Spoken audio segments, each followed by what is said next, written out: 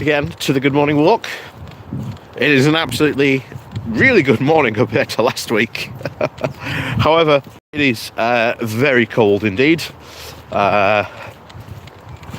this morning, so it is definitely, as they say, back to the winter regulars. Oh, but other than that, no, it does look like it is going to be a very nice day today.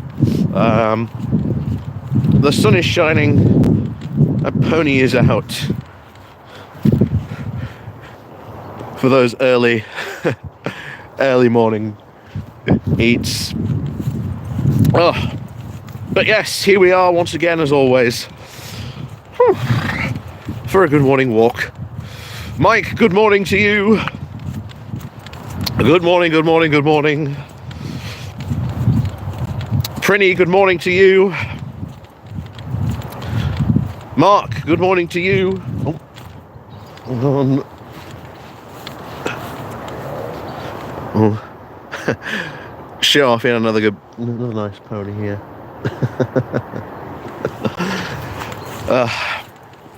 But yes, like I say, we'll wait a bit as always while you all filter on in. But please do remember to click on the like and of course the share button as well. If you saw the link on social media, please do remember to hit the like and share button on that as well. Like I say, it helps get more people in, especially if you're out on threads. That always helps. Oh. Talu forever. Good morning from Ireland. It's incredibly cold in Ireland. I'm not surprised. It's very cold here. So I think the temperatures are about to probably drop pretty rapidly, by all accounts. Whew.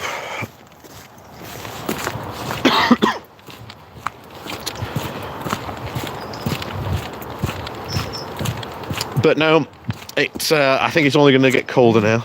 It's a very frosty morning as well.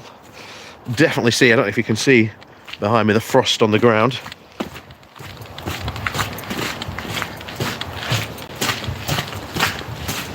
But it does make it at least a little bit better underfoot to walk on. But of course then this freezes the mud, which makes it a bit more slippy. Or in some cases, just doesn't allow the mud to dry at all and becomes just an absolute quagmire and a problem to walk on. And, you know, it's all fun until we fall over. But Hugh, good morning to you as well. And like I say, good morning to everyone else. Like I say, please do remember to click on the like and share button as well.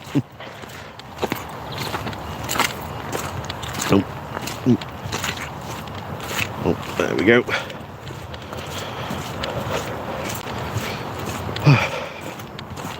Hang on. This is where I have to pay attention now. Because that is just a swamp. There we go. Look at wheels go. Yep.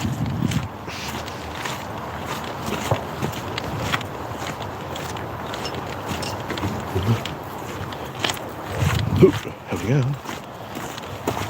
Trying to avoid the mud. There we go. We're across. Who commented there? Sorry, there's some big comments. Home Secretary is completely insane. Well, it'd be nice when we've got a sane Home Secretary. It'd be nice when we've got Yvette Cooper in charge. You know, sanity somewhat restored to the Home Office. Hallelujah. Home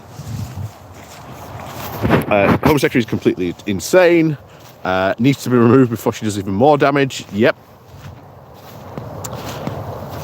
Martin, good morning to you. Cruella Craven Woman doesn't understand that properly represents the armistice, the end of the war, and the end of slaughter. It is not for promoting war.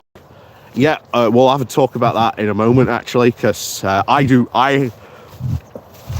my advice, to be honest, anyone going to protest today is I don't think the problems, well, you might see some clashes, I think, today. However, my warning, I think, to anyone attending this protest today, if you are going or you do know someone who's going, please do let them know that when they leave the protest, to leave in groups and not leave alone, or at least travel back home in some sort of groups, because this tends to be the normal actions of the far right.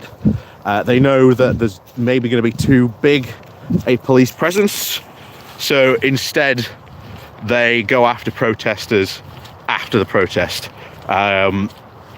It's something we've seen before, and that's something that, again, if you are attending the protest or you know someone who is attending the protest today, like I say, please do let them be aware of that, and tell them to be careful on their way home, because I really hope no one on the Palestine side, pro-Palestine protesters, anything stupid at the cenotaph,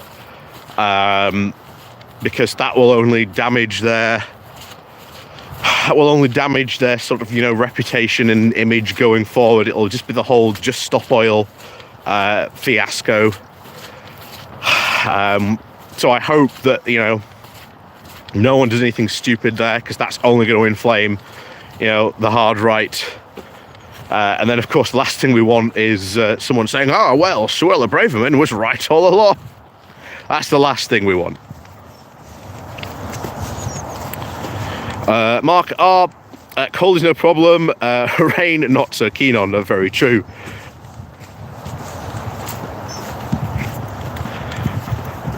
Your clocks are back, so it's 7 hours behind us. So I've caught you. Excellent, Crowban. Excellent. 91 Leeds, good morning to you. Mike, question is Braverman waiting for the result of the Rwanda court case on Wednesday to resign if it fails? I still think she stays in. I still think she stays in. Because there is a lot of advantage for her to stay, whereas if she resigns, not so much. This is why she wants to be sacked. Then she can sort of present the image of she was fired because she was saying all the right things, and Rishi Sunak was too much of a coward to do the right things, and then she can portray herself as the leader who will do the hard things, who will make the hard calls. So that's why I think she's pushing so hard and saying all this stuff to be fired. That's where I think we are at the moment, to be honest. Michelin, good morning to you. Paz News, good morning to you. One Angry Pagan, good morning to you.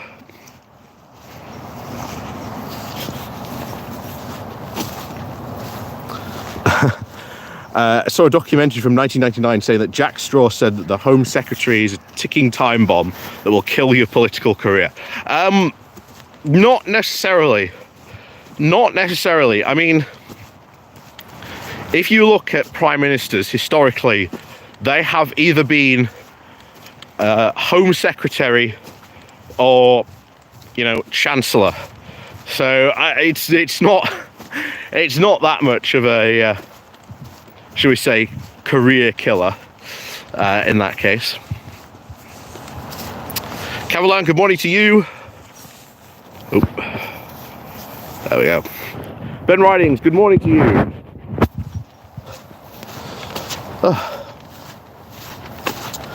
But yes, I'll be packing up today, or at least doing some packing today, because I will be going to Zurich on Monday for the JCI World Conference, and like I say, I'm going to be doing some YouTube shorts to sort of keep up with the news as it follows this weekend. And maybe if I get the chance, maybe I'll do some live streams while I'm there.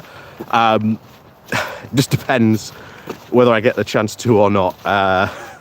You know, my first meeting on the Tuesday is from 8 o'clock in the morning till 1 in the afternoon, and that's if it runs on time.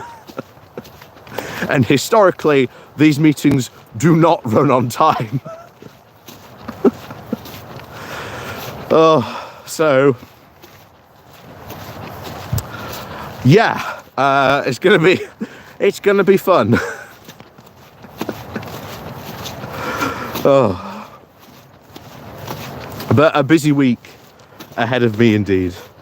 A very, very busy and hectic week ahead.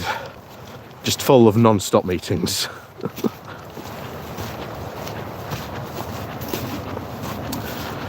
Yeah, well, this is it. This is what a lot of people have said, that, you know, because she's gone out and said these things, it has inflamed the right, or at least the,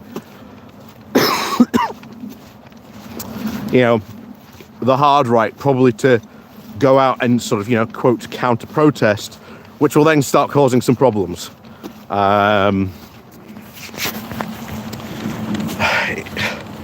And that's what a lot of people were bringing up yesterday, that because of her comments, you know, they've now had to bring in extra police.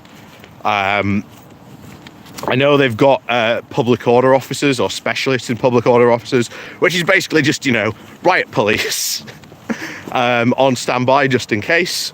You know, which, to be honest, makes sense. You know, if anything kicks off, you want the police to be prepared, so at least we can say that they are prepared. You know, should anything kick off. You'll have to excuse me, I cannot see any comments while I've got the while I've got it facing this way. There we go.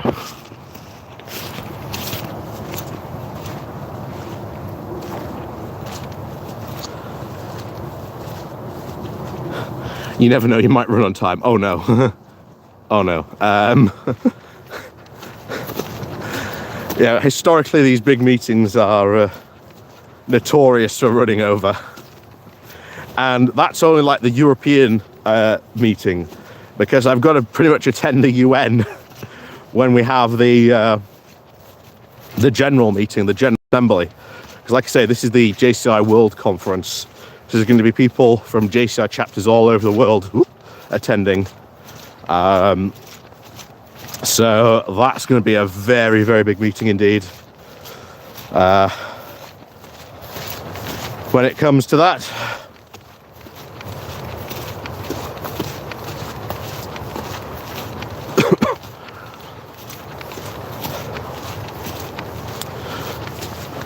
But yes, going to be an interesting week ahead, I think. Obviously, last night we had the Tories split in WhatsApp chats. I don't know if you caught us on Labour Social last night. Graham brought this up, that it had just been released about that.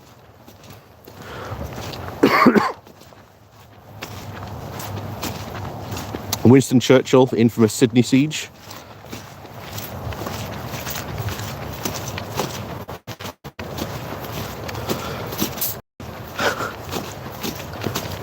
So what I found quite hilarious was that they were all very much split, and there was a lot of people talking about, has, you know, Suella lost her backing because these comments that she made about the police sort of went a bit too far, shall we say, for the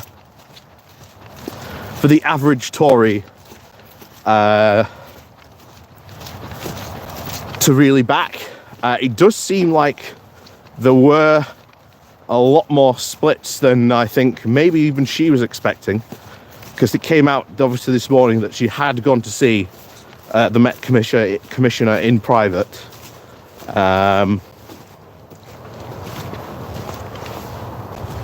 So we'll see how that plays out. But that is... Oh, hang on, there we go. But that is always the main number one problem I think you've seen throughout all this is, you know, that she questioned the police publicly and negatively, and almost said that they were a bit too woke, which did not really seem to go down too well with the majority of Tory MPs, so they're not happy with her. But this always comes back to the usual question. If she has, you know, pissed off Tory MPs again and again and again, why has Rishi Sunak not done anything against her? The initial letter that she sent, she published it without, you know, authorization from number 10, which means I think she broke ministerial code again, which now raises questions, will she get punished for that? But as we've said before, she's done all kinds of stuff and said all sorts of stuff, and she's never been punished. Instead, Rishi Sunak has backed her time and time again on a couple of these things, because if he gets rid of Suella, as we said, there's a chance of, well,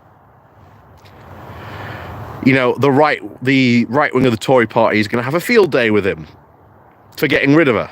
And we know, and I've said this before, how much he owes to Suella Braverman for winning that Tory leadership contest, for rallying Tory MPs to his side so that he didn't have to go to a members' vote, one which at the time looked like he would lose. So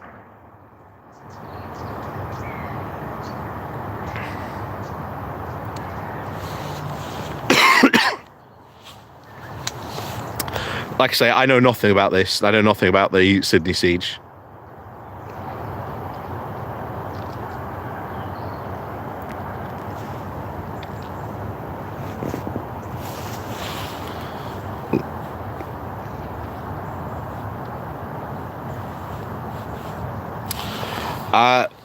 But I do hope, like I say, I really do hope nothing happens today. I generally hope nothing happens. Because you obviously, when you know, it's very obvious at the moment in time, you know, tensions are running high on this. You know, you don't want anyone to, you know, start kicking off for, well, obvious reasons.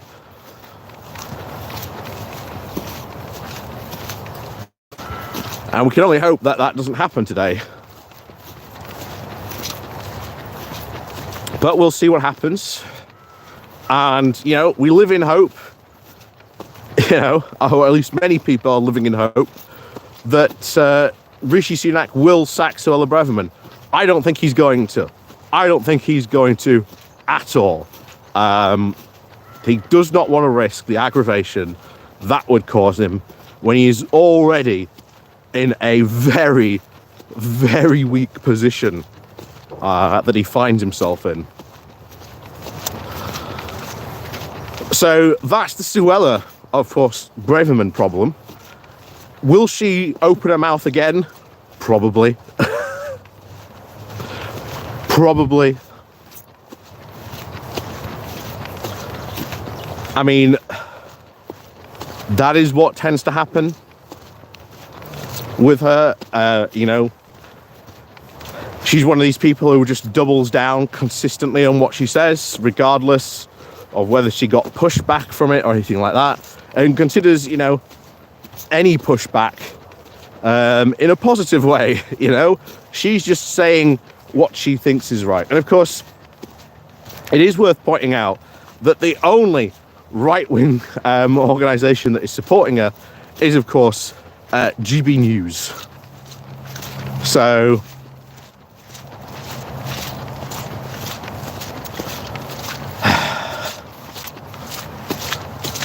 yep. So of course she's only got all the best supporters, you know. Oh.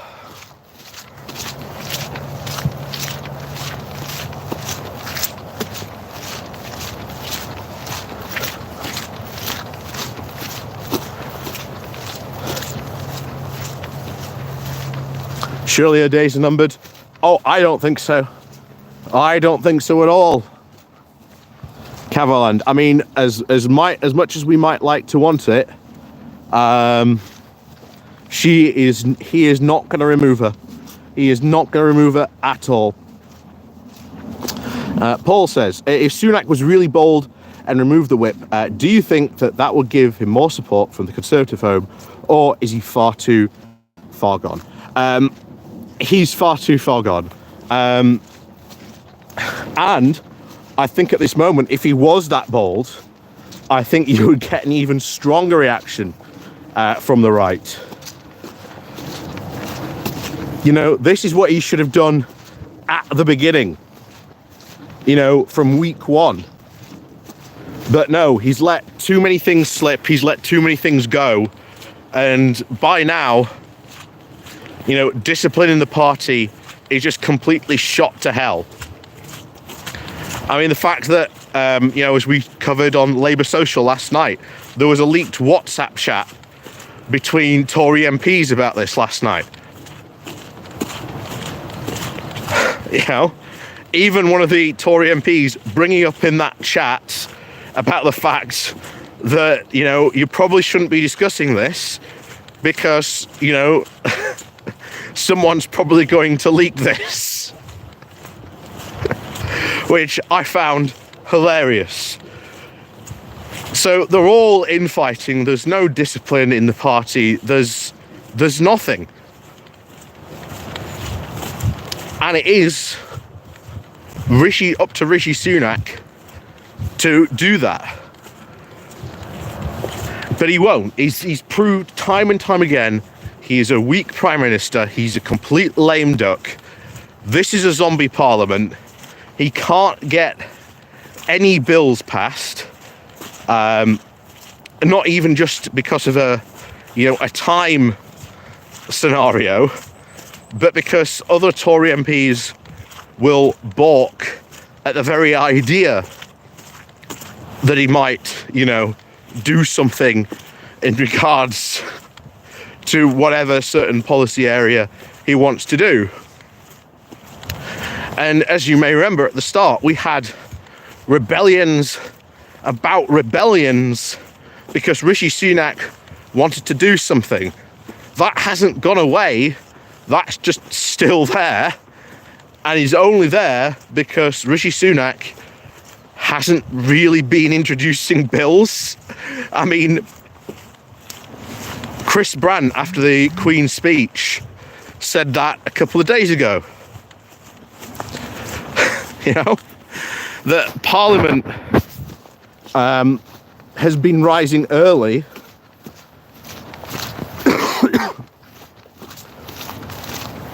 you know, within the past year or so, quite a lot, because they haven't had enough business to do. You know, there hasn't been enough business of the day to do a full day session in Parliament. And that is squarely on the Conservatives. They're the ones who set the agenda.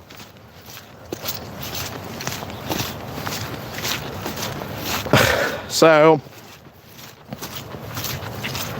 he is just too far gone. He really is. Like I said, there's no saving him, to be honest. I think even if he did, you know, act tough and sack her and remove the whip, well, does he just go join Reform UK? I mean, technically it wouldn't be that bad a move for her if she did, if she decided that she wanted to do that. Because that's the other thing that we've seen in the polls as well, something that is going to damage the Tories again. Reform UK rising in the polls to pull votes, you know, away from the Conservatives. So now we've got to think, will Farage, will he decide to make a pact with Rishi Sunak? What will he do during the next election? who knows? Who knows? Like I say, we'll find out when we get a general election. Could this make a general election happen soon if he continues to unravel? Says Pagan. Yes. Yes. That is a very, very big possibility, to be honest. In all likelihood, that very could well happen. Oh. Yeah, sure, I'm down for that. Says, I could see Suella saying no if he did try to fire her. I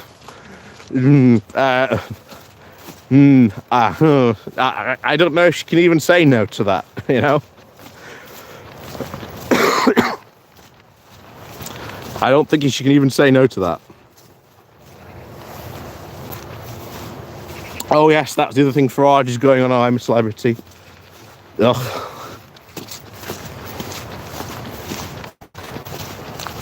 And I'm sure we're going to get a ton of news stories about Farage being on I'm a Celebrity.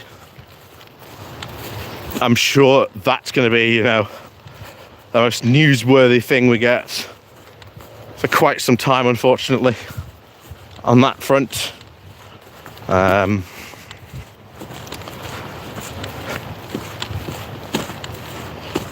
of course, he's paid to go on there.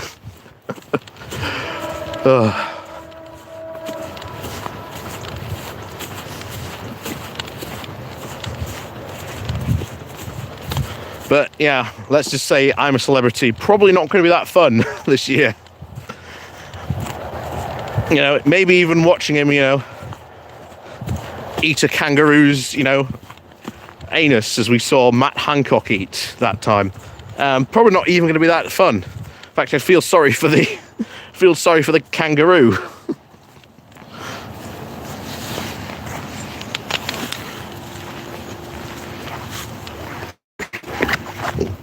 There we go.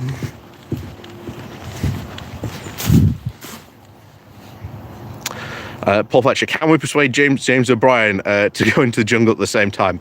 Oh, that would be fantastic. That would be fantastic if that happened. Those two in the jungle at the same time would be pretty fantastic.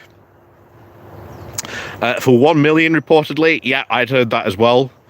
Yeah, so the bollocks will be going into his mouth for a change. Yeah, we'll make a change. But of course, the problem then becomes is that Farage sort of gets a platform where he can, start spewing his political views, and then it depends who else is in the jungle that might push back against him. If there's someone actually knowledgeable in politics, then they'll be able to put up a good defense against him. If not, then Farage is going to get away with spewing so much stuff while he's in there.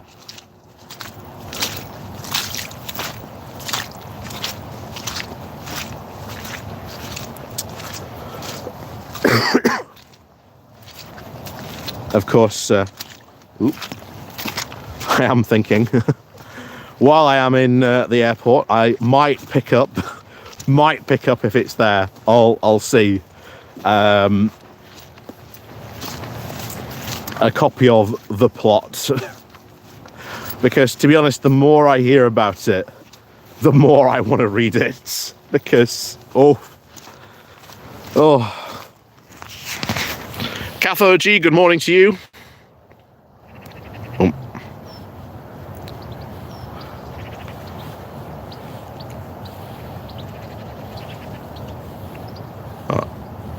Oh, it won't let me do it. Never mind. Yeah, Paul Fletcher. Yeah, it's such good PR for him. I should imagine that he knows who else is going to be in there. Yes, he probably does know who else is going to be in there. That's for sure.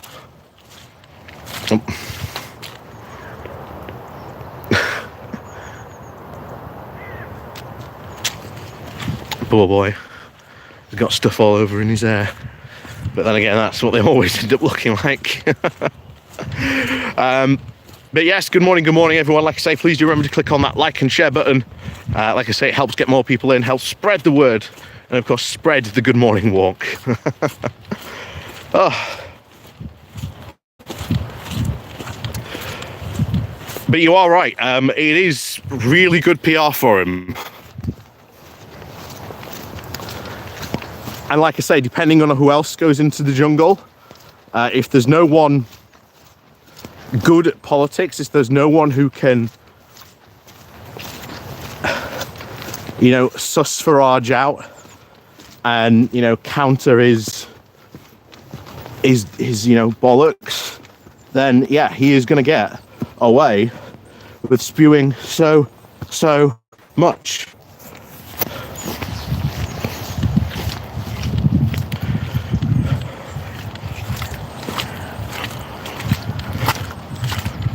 And we've seen this time and time again. I mean, if you remember the rise of the alt-right a couple of years ago online, it was always like, oh, the left are too scared to debate. You know, the left won't debate. The left won't, you know, debate. They're too scared to have, you know, a battle of ideas. And unfortunately, there were a lot of people on the left who went, yeah, I'm going to go debate these people, and fell straight into their trap of, you know, making the person on the left be really angry and come across like they were unreasonable. Didn't matter what they were saying, and that's what they want. And a lot of people on the left really fell for that. And it wasn't until you actually started getting, you know, people like Destiny out there.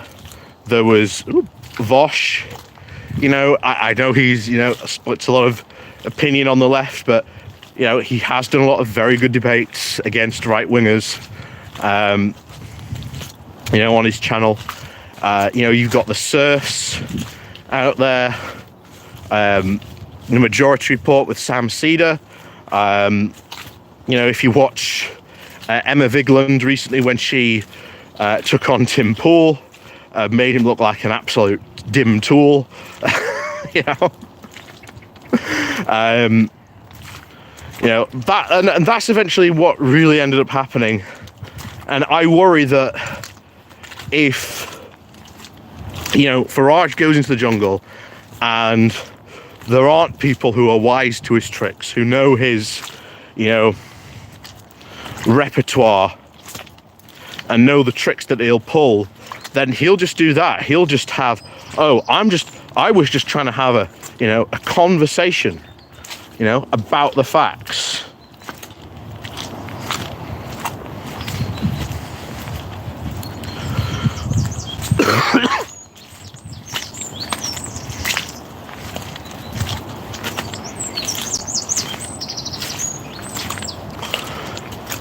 And that's what he might try and do.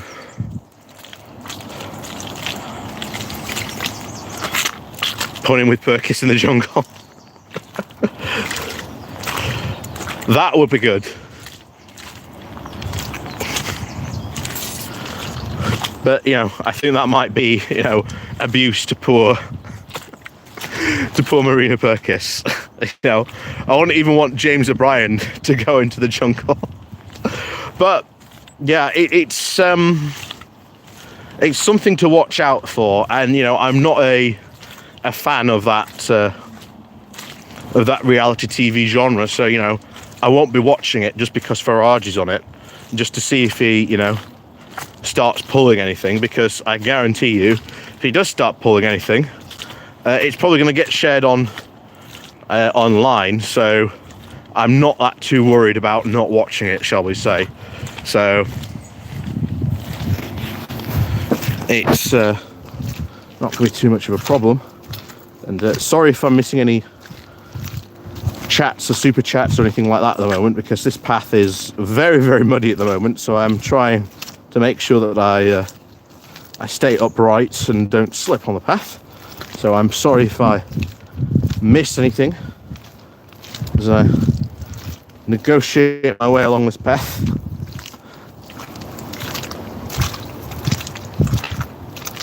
don't know if you can just hear the squelching from the mud underneath. Ooh.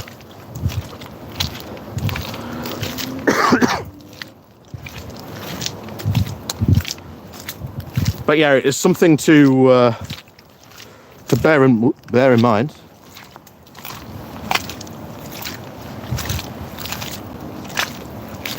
And of course, keep a watch on. Ugh. Just mud all the way.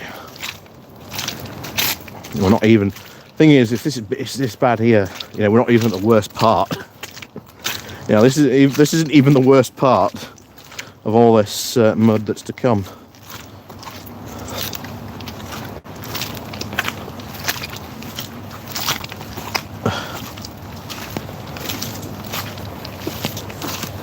Whew. Makes it even harder to walk when there's this amount of mud as well. Just slogging through it. Oh.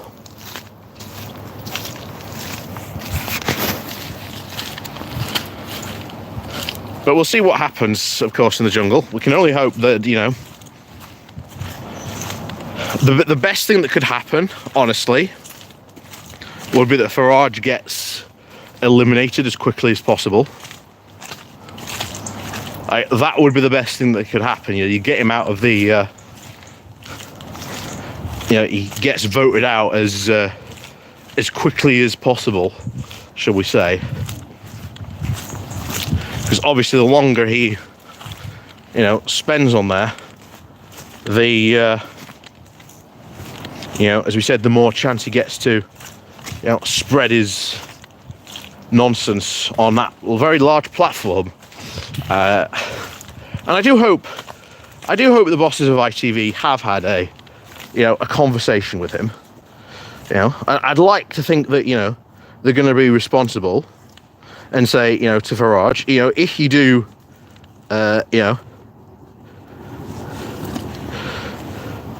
if you do start saying, you know, anything bad or anything like that, you know, you're off. You know, we're going to have a zero tolerance policy on your stuff. So we'll see what happens. Just trying to get as much mud. I say that we've got another part to go through, so I'm going to be even more muddier. Mark R. Out of the X Factor types, Fred Schillick's the maitre d' from the First States might be quick-witted enough for Farage. That's true.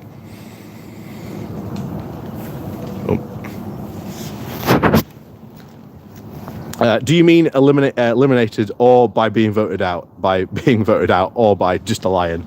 Well, you know, we live in hope.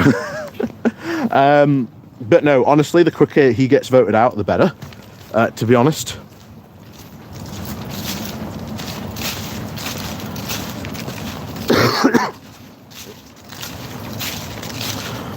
Because I've always said, you know, give credit where credit is due, but Farage knows how to come across as, you know, presentable, you know, as a man of the people. He knows when to open his mouth and keep it shut at moments.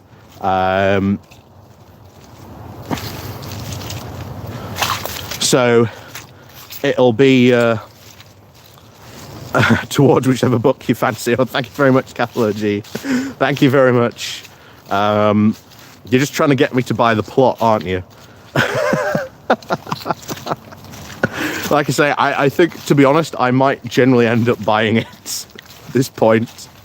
But no, thank you very much for your super chat there, Cathal. Thank you very much. Hope he gets a big humiliation before he gets voted out. Yes, that might be good, to be honest, if something like that happens. Of course, you all remember the George Galloway moment. Someone we haven't followed recently, and his antics. We should probably check back in on him at some point soon. But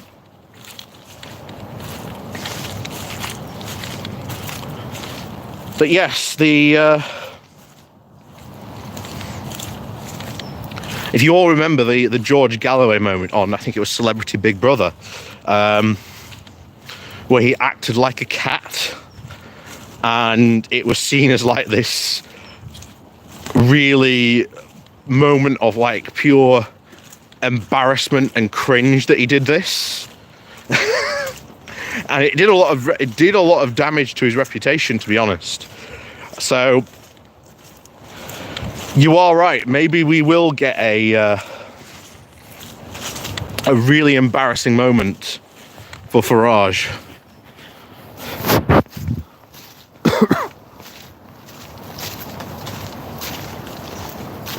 You know, and he'll end up oh yeah, that's a good point. How is that Jeff bloke going on these days? I don't know, we haven't checked on him in quite a while. Good old Jeff Taylor. Like I say, we'll have a look back on some of these people in a moment. I think especially when we get back as well. No doubt George Galloway will be making a whole thing about the Palestinians, and of course saying, well, you know, if we're going to call for a ceasefire, you know, then we've got to call for one in Ukraine as well, and, you know, coincidentally give Putin everything he wants.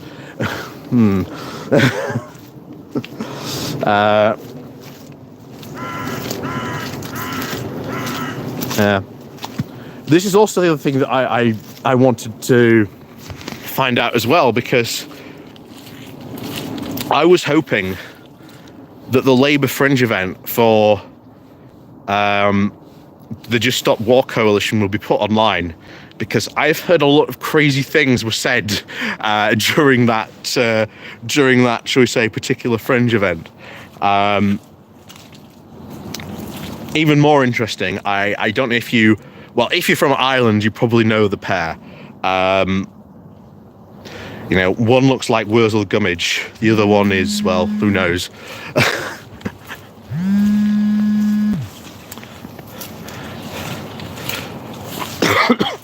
But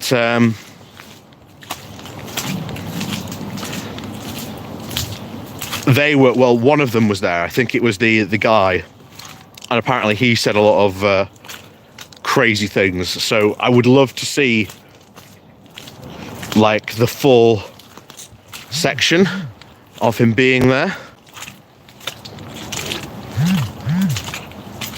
because oh boy,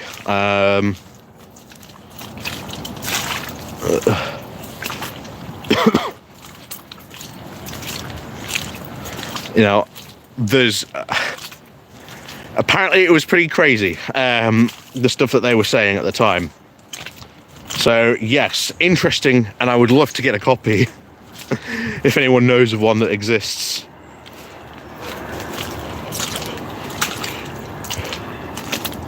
But as I've said before, the Just Stop War Coalition now is full of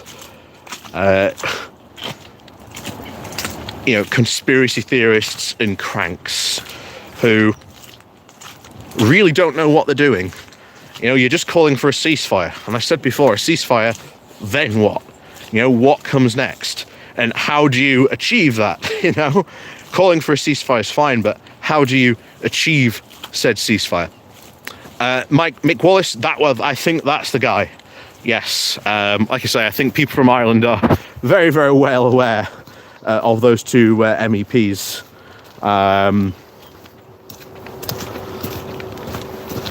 Unfortunately, they said a lot of, shall we say, interesting things. In fact, we covered one of her speeches not that too long ago, just after the war started, where she blamed the EU for starting the war.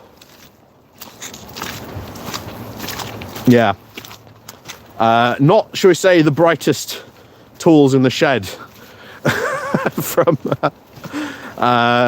that aspect. Very much, you know, two big conspiratorial thinkers on that front, unfortunately. But don't worry, Ireland. Every country's got them. So Don't be worried about that. Like I say, even David Icke, oh my word.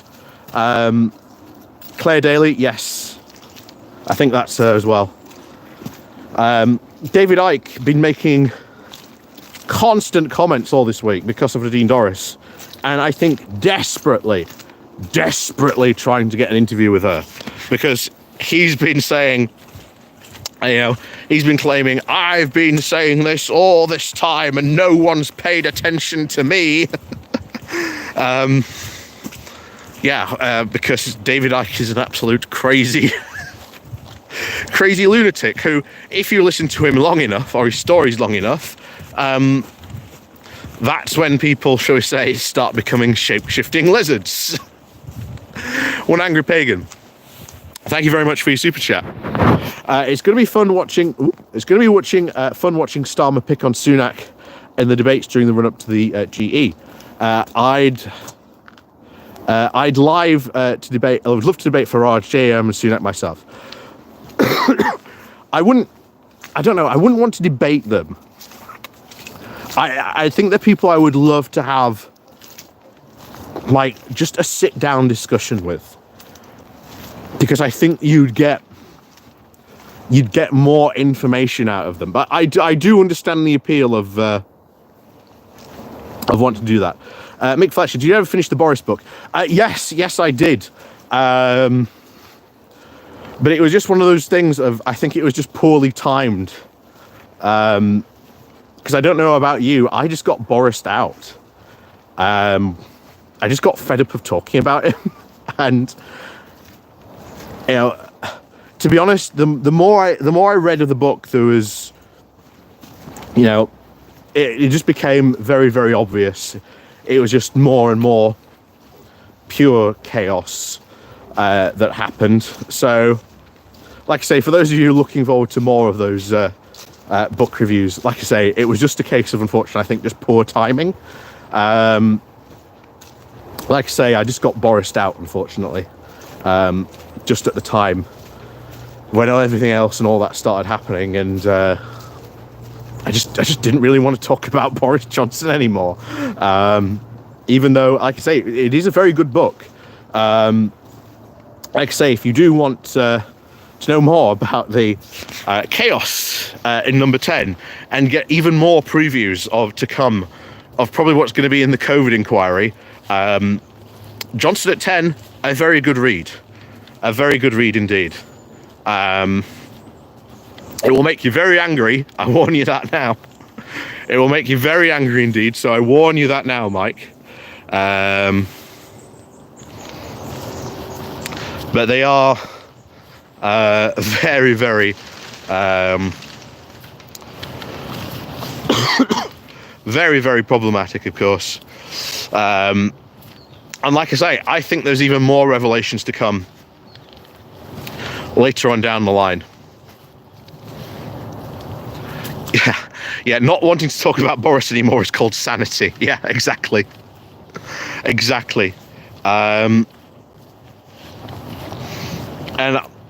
And like I say, for those who were looking forward to those, I do apologise, but that book just came out at the wrong time. And like I say, I was just Borised out. I just didn't want to talk about Boris Johnson anymore at that point.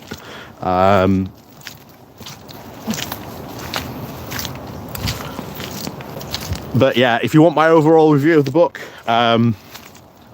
very good book. Gives you an insight into the chaos that we know that was going on in 10 Downing Street. Will make you incredibly angry, especially during the COVID chapters.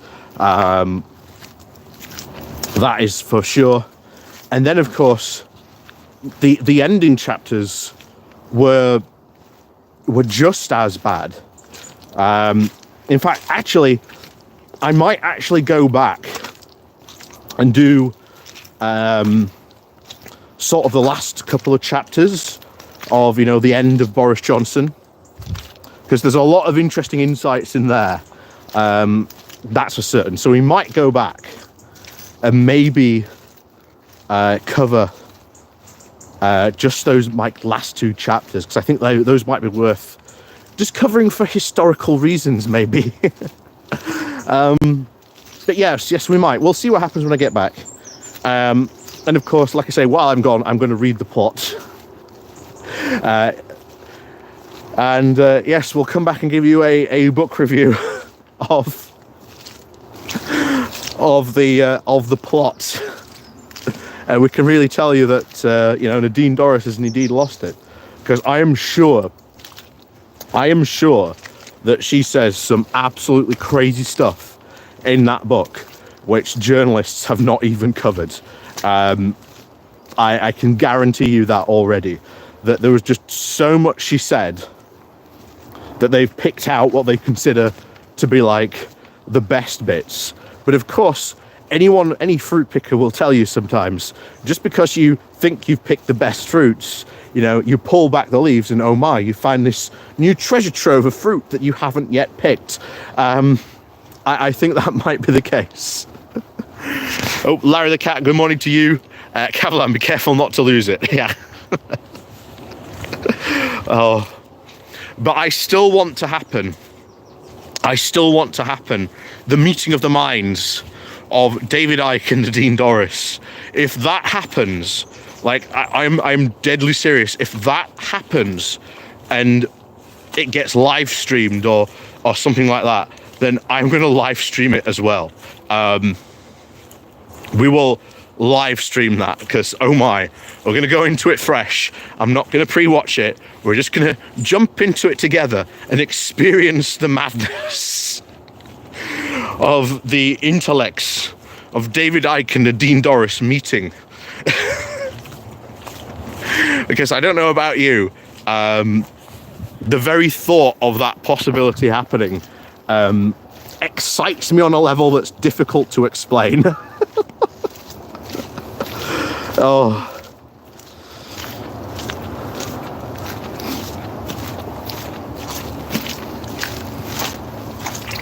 But yes, it's lettuce meets lizard.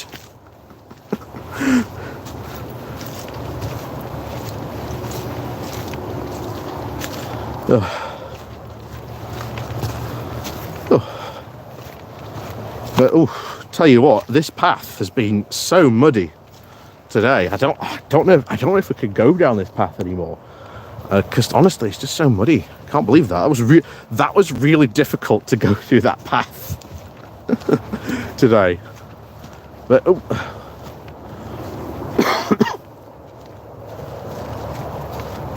we got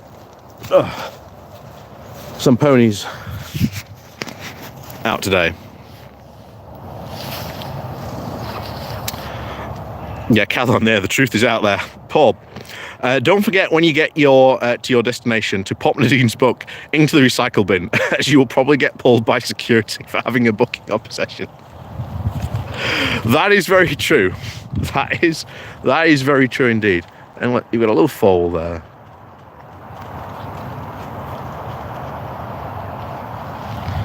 Yeah.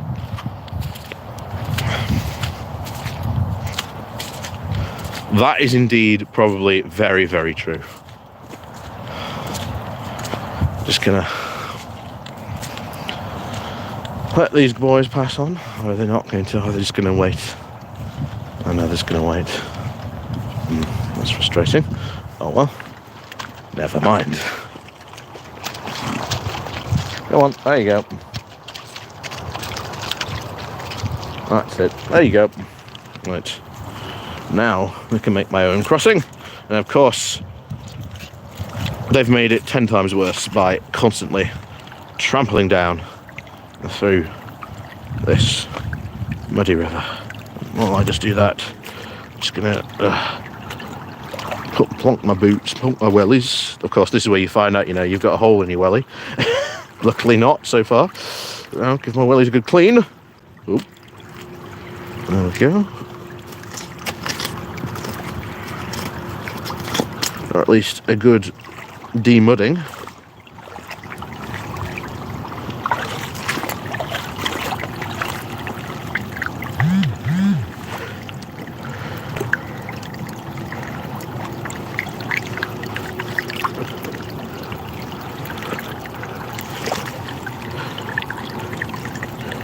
There we go.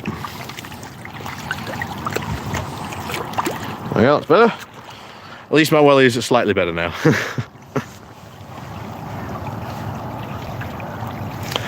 Has he sacked her yet? No. That's it. We should start a clock. We should start a clock somewhere. You know, has Rishi Sunak sacked Suella Braverman? Maybe that can be one of my videos next week. You know, just do a short YouTube video. Has Rishi Sunak sacked Suella Braverman? No. Oh, excellent. Right, we'll check again in an hour. Oh. Yeah, I honestly think he's not going to sack her. I don't think he has the spine to. He really doesn't. And even if he does, like I say, it will cause problems for him down the line. He doesn't want to. He doesn't want to deal with.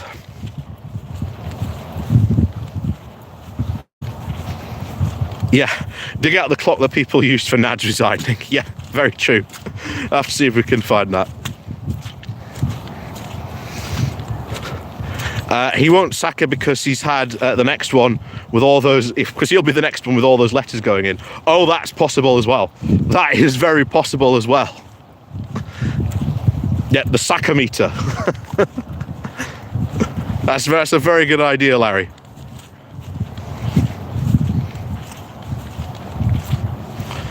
Contest between Braverman and a very spiky, rotting fruit.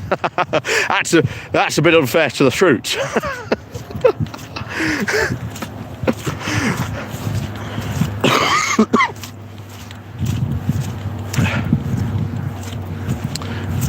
Maybe Stella will outlast lettuce. Maybe Suella will outlast the lettuce. Oh yeah, I think she will. I really think she will. Like I say, it's not.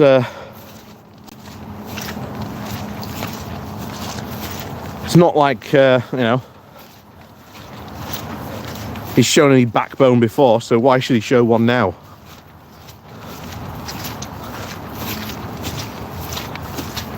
You know, and I doubt, to be honest, he's going to suddenly grow a spine and get rid of her. Like I say, history shows, you know, he's had all year. He's had all year to, you know, crack the whip, remove whips, do all sorts of stuff. You know, he could have, you know, instilled some sort of discipline.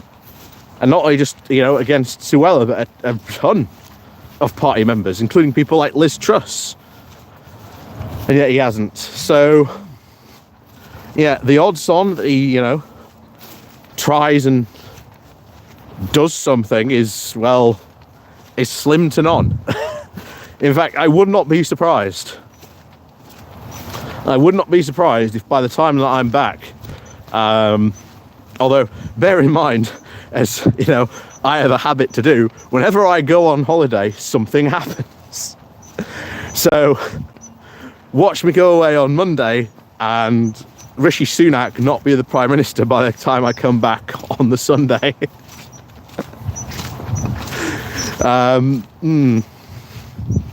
Yeah, not something I really want to predict, to be honest. But hey, if it speeds up a general election,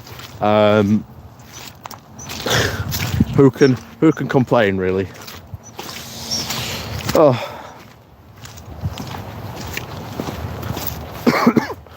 It's just, you know, sheer madness on, you know, on an ecumenical level, as Father Jack would say.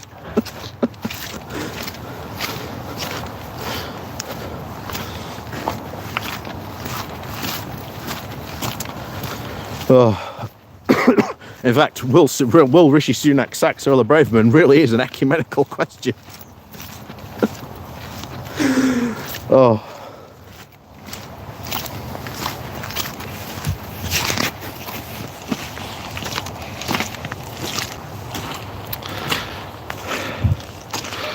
Suella will probably outlast the cockroaches at this rate. Oh yeah, she probably will. She probably will. All right, the cat, wee man in shorts with big boots searching at Downing Street for a spine.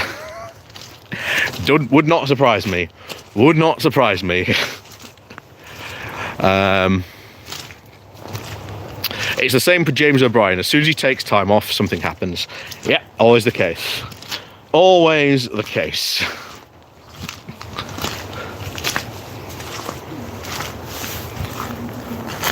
David Blaine lasted longer in the box than Truss. Yep. To be honest, David Blaine's lasted longer than a lot of our other current Prime Ministers, so it's not a hard thing to beat. Oh, morning. Lovely morning. It is cold, Yeah, but no, very nice, yeah. Oh, yes.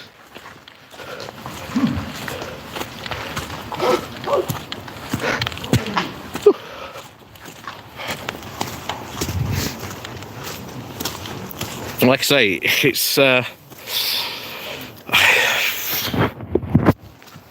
it's difficult to predict what's going to happen, because we know we've got a general election.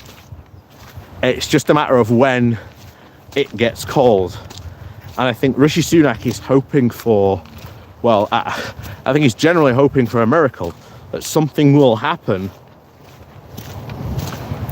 that will mean, you know, he can, you know, at least maybe narrow the polls somewhat, or, you know, something will happen that will allow something to happen. You know, he's hoping for a miracle, and to be honest, he's just gonna sit there for another year, possibly, do nothing, and then maybe we end up with a general election on the 25th of January 2025. That is entirely possible. They may literally wait and run down the clock completely with that regard. So we'll see what happens. We'll see what happens with that front. But it is, you know, what could happen, you know, with the next 12 months is anyone's guess. But I think there being a general election is a very good shout. The question is just when. And of course, a good way to think about it, to leave you on a good note today, is, as Graham has started saying, you know, it's just another day closer till we can vote them out. So, little nugget of joy to leave you on today.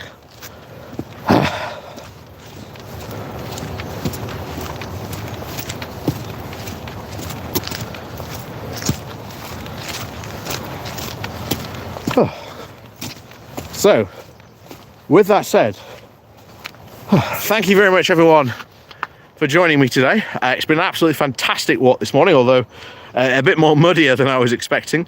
But like I say, thank you very much as always for joining. Like I say, links down below for the Patreon page, the one-off donation link called Buy Me Coffee, the YouTube thank you button, the Pony Club. I will be doing videos, like I say, next week, but I'll be doing them in the shorts format. I just want to see how that works.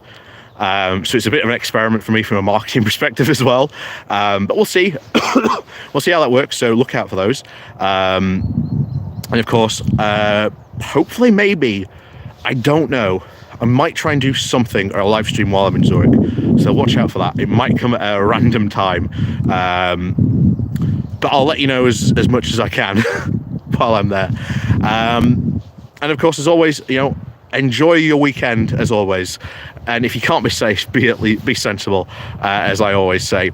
So until then, we'll see you next time in 2 weeks' time, possibly, for another good morning walk. And until then, keep an eye out for the videos and etc. coming up. So until then, as always, we'll see you all next time.